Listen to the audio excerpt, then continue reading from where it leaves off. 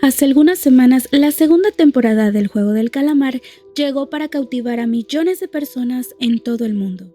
La serie no solo ha sido un fenómeno de entretenimiento, sino que también ha desatado un sinfín de teorías en Internet. Entre ellas, una destaca por su escalofriante realismo.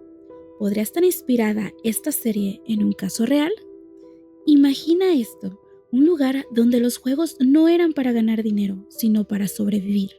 Un sitio donde las personas eran llevadas contra su voluntad, obligadas a competir bajo reglas inhumanas, con castigos impensables para los perdedores. No es ficción.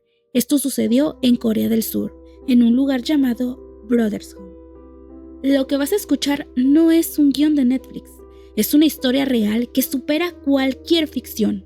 Acompáñame a descubrir la verdad detrás de Brothers Home, un lugar que convirtió la vida de miles en un auténtico juego de supervivencia. Para entender cómo un lugar como Brothers Home pudo existir, tenemos que retroceder a la Corea del Sur de las décadas de 1970 y 1980. Era una época de transformación donde el país pasaba de ser una economía agraria a una potencia industrial. Sin embargo, este crecimiento exponencial tenía un costo. Las calles de las grandes ciudades se llenaban de personas marginadas, indigentes, trabajadores pobres, niños sin hogar y ancianos abandonados. Para el régimen militar de la época, estas personas eran un problema que debía resolverse. Así nació la política de la limpieza social. Las autoridades locales comenzaron a capturar a cualquiera que pareciera fuera de lugar. Si eras indigente, si estabas desempleado o incluso si simplemente no tenías documentos de identidad, podrías ser arrestado y enviado a lugares como Brothers Home. Brothers Home fue fundado en la ciudad de Busan en 1962 bajo la dirección de Lee Jong-rak. Originalmente presentado como un centro de rehabilitación para personas necesitadas, el lugar rápidamente se transformó en una prisión disfrazada, gracias al apoyo financiero y político del gobierno. Este respaldo permitió que el centro operara sin supervisión real, lo que lo convirtió en un terreno fértil para los abusos. A primera vista, Brothers Home podía parecer un refugio para los marginados, pero para quienes cruzaban sus puertas, la realidad era muy diferente. Las personas internadas allí no eran vistas como individuos, sino como herramientas. Desde el momento en que llegaban, sus vidas quedaban controladas por completo. Los internos eran asignados a diferentes áreas de trabajo: construcción, agricultura o fábricas. En los sitios de construcción se les obligaba a levantar edificios y transportar materiales pesados, como ladrillos, durante jornadas interminables. En las granjas trabajaban bajo el sol sin descanso, recolectando productos agrícolas que luego se vendían para beneficio del centro. En las fábricas producían bienes que generaban millones para el líder, Lee Jong-rak. La comida era escasa y las condiciones de vida eran deplorables. Dormían hacinados en habitaciones pequeñas, sin acceso a agua limpia ni atención médica. Si alguien se enfermaba, simplemente lo dejaban a su suerte. En el Juego del Calamar, los participantes compiten en desafíos infantiles que se transforman en pruebas de vida o muerte.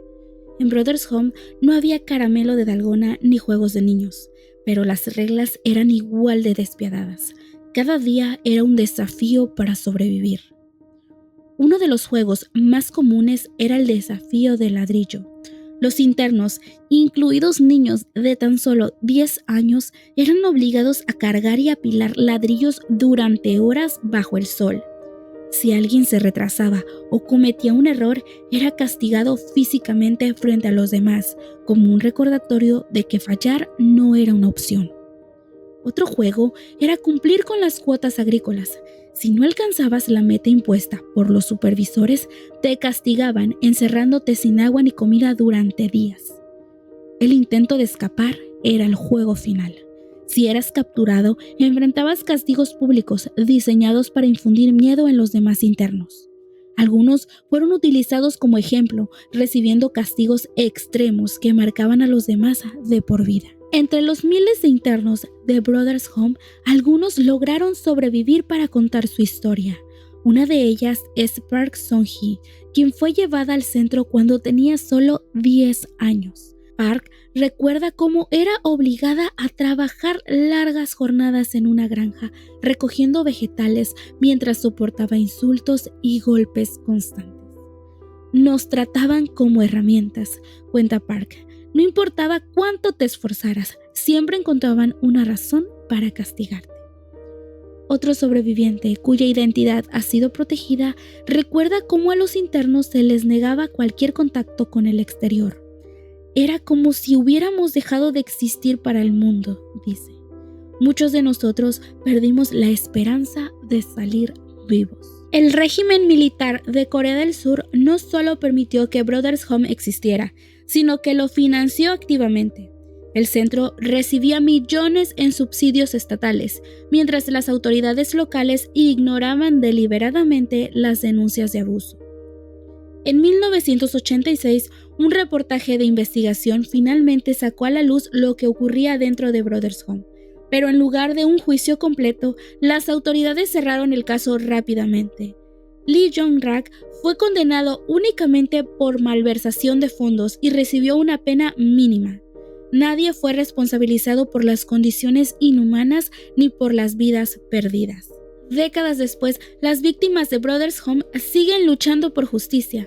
Muchas de ellas enfrentan traumas psicológicos y dificultades económicas mientras intentan reconstruir sus vidas.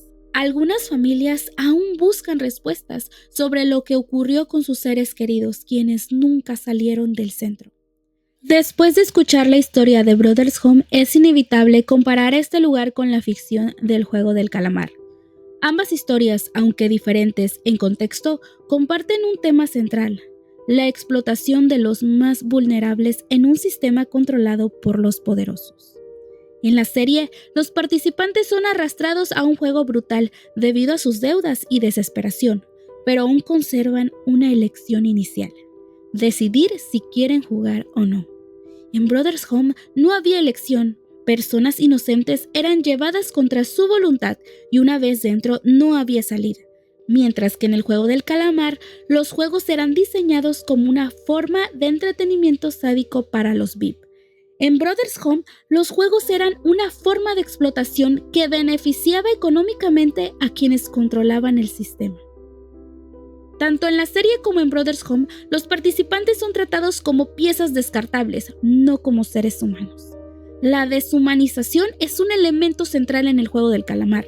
Los concursantes son numerados perdiendo sus identidades. En Brothers Home, los internos eran reducidos a herramientas, obligados a trabajar en condiciones inhumanas sin consideración por sus derechos o vidas. En ambos casos, la explotación es motivada por la avaricia. En la serie, los VIP pagan grandes sumas para ver a los jugadores competir, mientras disfrutan desde la comodidad de sus lujosos asientos. En Brothers Home, la explotación laboral de los internos generó millones de dólares para el director del centro y sus aliados, todo bajo la fachada de rehabilitación y ayuda social. A pesar de sus similitudes, hay diferencias importantes. En el Juego del Calamar, los participantes tienen una pequeña posibilidad de ganar algo: dinero, y eventualmente su libertad. En Brothers Home no había premios, solo trabajo interminable y castigos extremos. Para los internos, la única esperanza era sobrevivir otro día. Otra diferencia crucial es la justicia. En la serie, las acciones de los organizadores quedan expuestas gracias al protagonista y un detective que arriesga su vida para descubrir la verdad. En Brothers Home, los responsables nunca enfrentaron verdaderamente las consecuencias de sus actos. Décadas después, la justicia sigue siendo esquiva para las víctimas. Pero aquí es donde las similitudes entre Brothers Home, el Juego del Calamar y nuestra sociedad se vuelven inquietantes. En la serie, los VIP representan a una élite insensible que ve la lucha de los demás como entretenimiento. Y aunque podemos condenarlos desde la comodidad de nuestro sofá, ¿qué tan diferentes somos como espectadores de la tragedia humana en la vida real? ¿Cuántas veces vemos el sufrimiento de los demás como un espectáculo sin actuar para cambiarlo? Brothers Home nos recuerda que el sistema que permitió esta tragedia no es algo del pasado. La desigualdad, la explotación y la deshumanización aún existen en el mundo, y como sociedad tenemos la responsabilidad de no ser como los VIP del juego del calamar, indiferentes, cómodos y cómplices. Esta historia no es solo un capítulo oscuro de la historia de Corea del Sur, sino una advertencia para todos nosotros.